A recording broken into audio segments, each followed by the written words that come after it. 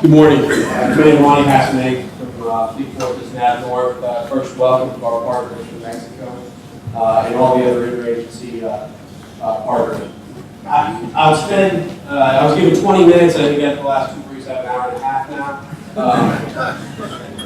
Hey, Stan, how you doing? I just want to go over just some high points, if you will. I invite questions. I guess I'm just clicking too. So who's here from NorthCom?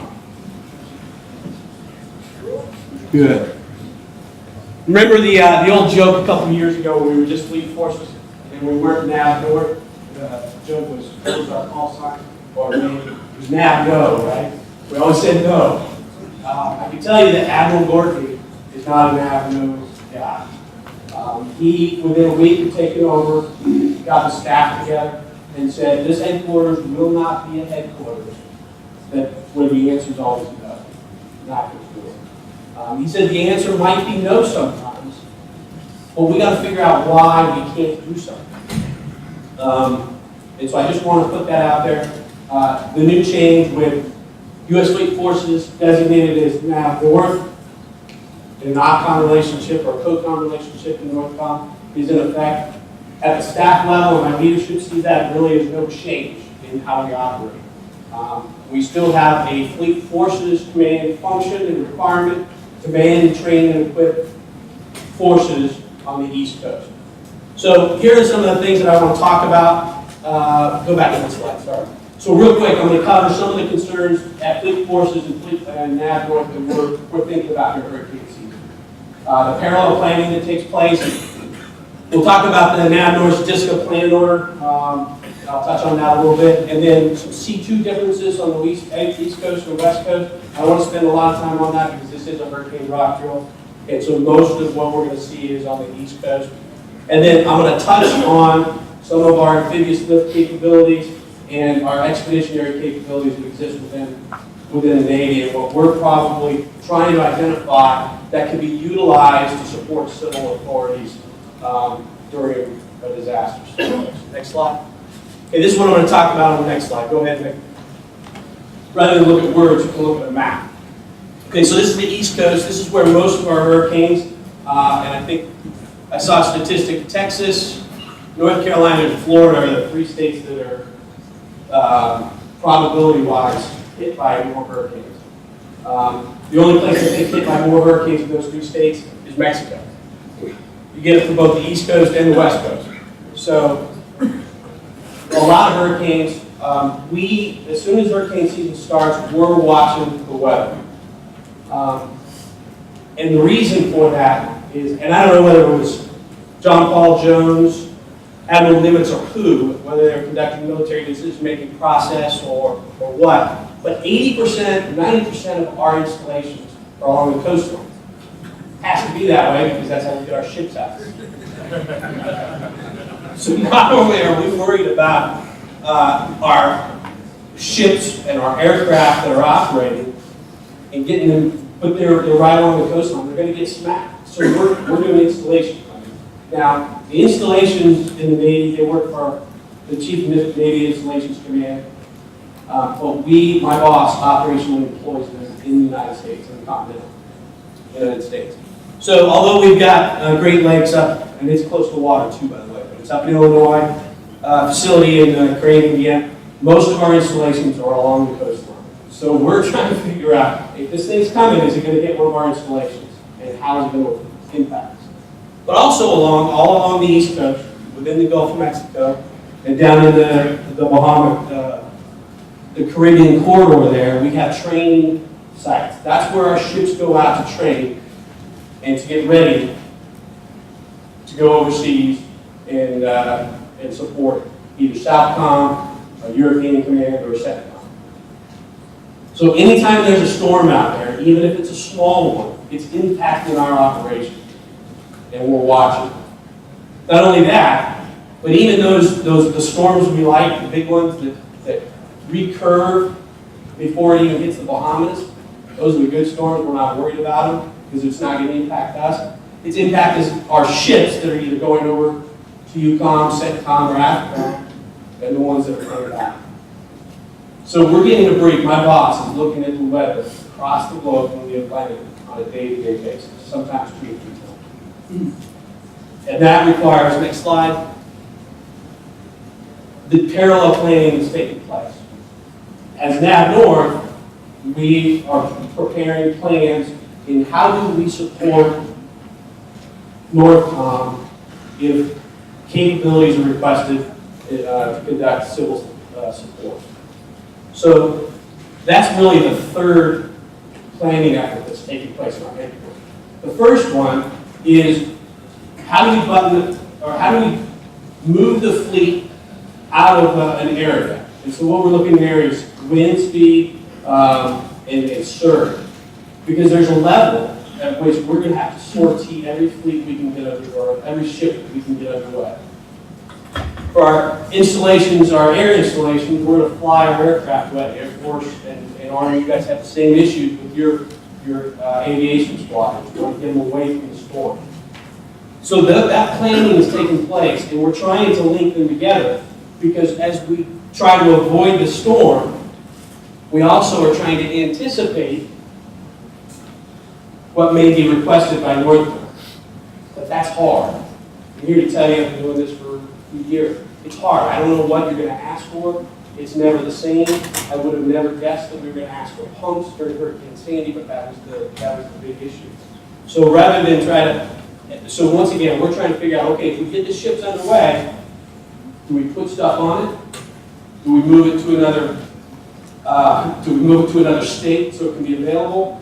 And then we're also concerned about that installation planning. When that installation is impacted, how do we get that installation back up to mission-capable status so we can continue to train the fleet and be prepared if the President requires those forces around the world?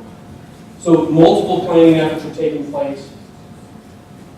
If we didn't have that third requirement, we could take care of the two. If we didn't have the first two, we could take care of the third. But what we're trying to do is include all of those different requirements in competing, who puts a priority on each one of those? I mean, really, ultimately, all of those we're trying to support the American people. So we're trying to maintain our fleet in mission-ready status, conduct homeland defense, and execute the missions that we're required around the world. And then we're going to come support civil authorities when we need to. So just want to throw that out there. There's a lot of planning. We're looking at hurricanes from June 1st all the way through December. Next slide. Okay, I'll shift gears a little bit. The plan order. When Admiral Gortney arrived, he directed us to write this plan order to one of our subordinate commands, Naval Expeditionary Combat Command, who has really the majority of those Navy capabilities that are expeditionary that can be utilized to support civilian authorities. A lot of construction, EOD, diving and salvage, those types of capabilities belong to Naval Expeditionary Combat Command. So in that plan order, he directed them to develop a tactical level concepts on how they were going to command and control naval forces. Admiral Gordon had one belly button to do that. And so that's still in the process. General Jacoby's in Norfolk later this week. And I know Admiral Gordon and Admiral Tillotson, who commands Navy Expeditionary Combat Command, are going to meet with General Jacoby and discuss this concept. We're also looking at sea basing. The other thing is, I've heard a lot of talk about DSCA from the sea. And that's in quotes, because my boss doesn't use that term, so therefore Ron Cassidy doesn't use that term. I know who writes my fitness report. We look at it as sea basing, because really when we move amphibious lift capabilities out, it's really a base support installation. A very small one with limited capabilities. But the nice thing about it is we're not impacting the facilities that are already impacted by the area. So those are some of the things that Admiral Morgan asked or tasked the subordinate command to take a look at and develop some tactical level. Next slide. Okay, I'm not going to spend a lot of time on this. Navy C2 is a big issue with NORTHCOM. You just have to recognize it's different. California Guard, I know, is in here. You work very closely with our 3rd Fleet. And the Marines, I know, one map on the West Coast. Bottom line is my boss has service authority over all East Coast base forces. The West Coast Navy forces are under the combatant command of PACOM. I will tell you, though, that even during Hurricane Sandy, when the requirement was identified and those West Coast forces were asked for, they moved pretty quickly. My boss intends to bring those in into the Navy C2 piece. So, next slide. Okay, so let's talk a little bit about capabilities. And once again, I welcome any and all questions. Amphibious ready group. Really, we kind of we focus around 3 ships. The largest is the LHD, the amphibious assault ship. It's got a crew of about 1,000 folks. Has 9 landing spots. Has elevators there on the side. It's got a hangar deck where you can put additional helicopters for maintenance. We can carry the landing cushions, or the LCACs, up to 3 of those, or the LCUs. We normally like to bring the LCUs because it can carry more stuff ship to shore. You can also put personnel in there. The LCACs have those big jet engine fans on the back. Unless you have a specific piece of gear or equipment, you can't move personnel. Not only that, depending on here's a picture of the LCAC. This is a landing air cushion craft. Depending on what the hurricane and the surge has done to that area, you don't know what's going to puncture that. So once again, we like to go with the LCUs. You can carry a lot more gear. Once again, that's one of the things that as planners we're looking at and trying to figure out what do we load on this ship if we're sorting it? And when do we load it? When do we get underway? How bad is the storm going to be? The medical capability, our LCACs have a better medical capability than our aircraft carriers.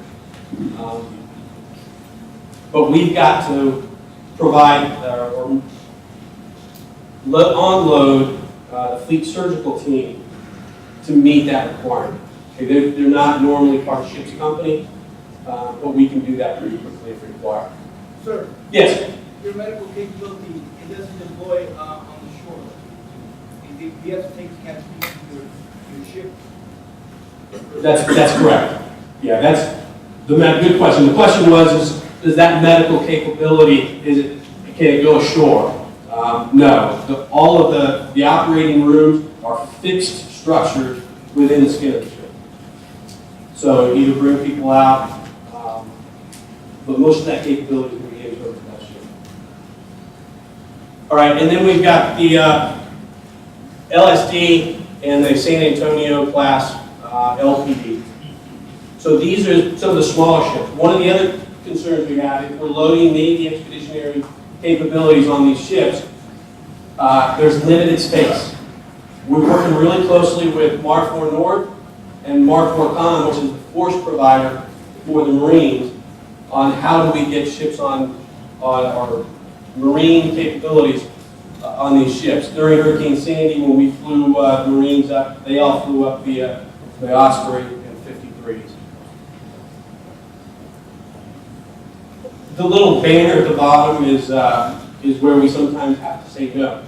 These capabilities are limited, and depending on where they are in their maintenance cycle, where they are in their deployment training cycle, they're not going up. We don't always have an amphibious ready group, 3 ships, standing by, ready to go on a 96 or even 24-hour basis for defense support to civil authorities. It can be requested. It's in category 4 in the CJCS DSCA Export, but they're not always going to be available. So we'll try to pull different ships together. Sometimes we have more than the 3, but that's based on other requirements around for the global force management. Next slide. Okay, so here's our Navy expeditionary capabilities. Not all the capabilities within, like I think every service, translate well to providing a civilian capability or life-saving or life-sustaining capability. The maritime security, really, that obviously security we stay away from, but there's really the manpower for conducting points of distribution, something like that. We pull from there. Boat operations, diving and salvage. The Navy has been turned to for diving and salvage operations for the last 15, 20 years. EOD, I think all services Army, but our EOD, we have agreements with different localities, any unexploded remnants from different wars, almost on a monthly basis. Something will wash up on the shore somewhere, and the Navy will be asked to come out and take a look at it. But those capabilities do exist. Really, the big one is the logistics and the construction. Our CVs. Yes, sir. Yeah, when you land the CV shore, they're in that DSC commander's battle space. Who do they work for? Do you cut C2 to them, or do we have? Because I'll tell you, we didn't know whose Marines were whose Marines in Sandy. Yeah. And that became a problem. Yeah, C2 is going to be a big issue, and we're going to try to talk about that in my breakout. From my hazard's simple point of view is, as soon as they hit the beach, they should be shifting take on to that dual status commander. Because if they're going ashore, they should be executing the mission. My bosses, and to put this out there, my bosses want to command and control their ships. We know where the rocks are, and we want to make sure we keep them off the rocks. So, I don't think you could argue with that. So, if those ships, not only that, but anytime forces are going to go ashore, they should probably establish a footprint on shore, then they should shift in a take-on relationship. Our view of take-on, you get everything you need with the take-on relationship. There's a mission requirement, if we're following the NRF, a mission requirement, specific, those forces go ashore, they execute the mission. If they return to the ship, take-on ship goes back to them. I'm a helicopter pilot, and I flew off small back. When I launch off that ship, before I launch off, I work with the CEO of that ship. As soon as I lift up, I check in with someone else, and I immediately should take on to another commander. An hour into that flight, there's a requirement. I get a phone or a radio call, they tell me to go somewhere else and do another mission. I should take on to another commander. It's something that I think that naval officers are a little more comfortable with. We can work for whoever. The supporting role works for us as well. But a little long-winded, sir. Did I answer your question? Okay, yes, sir. What about interagency support, for instance, supporting or transporting guard teams for HHS, in the Tidewater area, for instance, things like that? Have you guys thought that through? Have you done it before? The question was transportation of interagency teams. If we're asked to do that, there's nothing that should preclude us. Whether it's, now are you talking shipboard, transfer them on the ship? We can do that. It may be a slow trip, depending on the score. And the reason I say that, I'm not trying to be funny, but even our ships, one of the ships we use for Hurricane Sandy, we had to follow 12-foot waves coming in. I don't know anyone who's been in 12-foot seas before, but it's not fun. It breaks equipment. The last admiral that drove ships through a hurricane was Admiral Halsey. He survived it. Actually got a promotion out of it. None of my bosses want to do that. So when we're talking about whether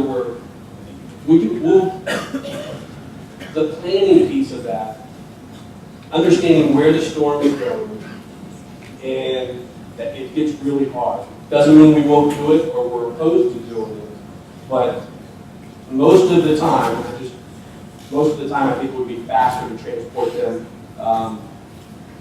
over land. What we could do potentially is put them on a ship, move them in a position, fly them ashore with our helicopter.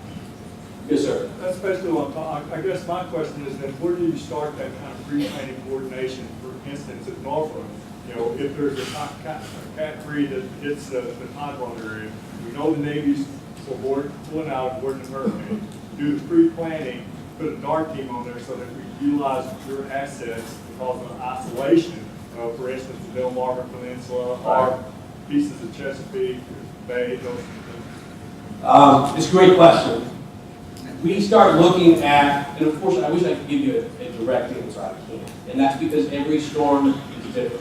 For Irene, we sortie the fleet, the ships that could get underway, 96 hours before that storm hit. So 96 hours, and part of that was because the storm surge, we look at the storm surge, wave heights, because the wind patterns hadn't even started approaching our ships yet. So we're trying to get those ships out, and the top speed of these ships are, whether they're trained at 15, 17 knots, getting them out of the way of the storm before it comes ashore. So 96 hours, I think, is a good number. It may be more than that if it's a bigger storm and the surge and the wave heights are higher. Sort of that answers your question. Partly, but I'll get with you. Okay. Thank you. Okay, next slide. Okay, that pretty much covers. I know that we spent probably 70% of our time during Hurricane Sandy within the lifelines of DOD talking about C2, and I'm sure we spent a lot more time discussing it here at the rock drill. From my leadership's perspective, Navy ships, let us drive them. We know where to put them, and we know where not to put them. The other thing I'll say is one of the things that came up during Hurricane Sandy was asking, let's pull the ship to pier side, and we can use it as a berthing barge for people that are for first responders that don't have facilities. When you do that, and that's certainly a course of action, but when you do that, you take away the ability for those ships to conduct flight operations, to make water, and you actually add a burden to the local community. It costs money every time we hook up to pier side. We pull on pier power or shore power. We can't make water, so we need water from the pier. So you really reduce the capabilities of that amphibious lift capability, or that task force, or that sea base, if you pull sea shore. Yes, sir. Are you going to talk in your working group with respect to how you envision as a service component the JR-1I process going from the sea to now going on land? We can discuss that. Yeah, that's Essentially a floating DSI? It's the same, right.